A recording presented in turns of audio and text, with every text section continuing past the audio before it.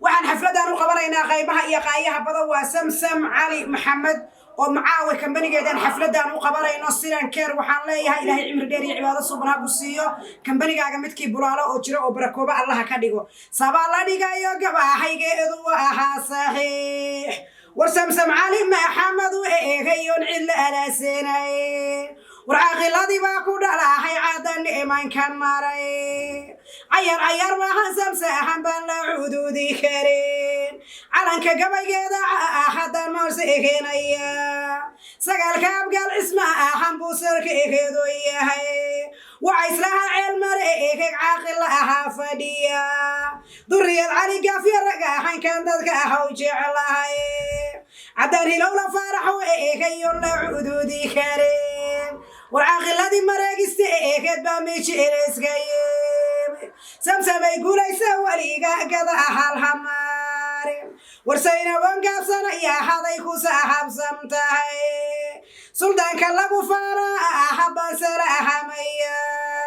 warcaaway cali maxamed iyo caaqilka haykateem samsamay gobaati iyo geesi ade sarsare walaasha sayraba maahanteeda waxaan sida kambanigu habulaala yaa hadon bala ahaya jire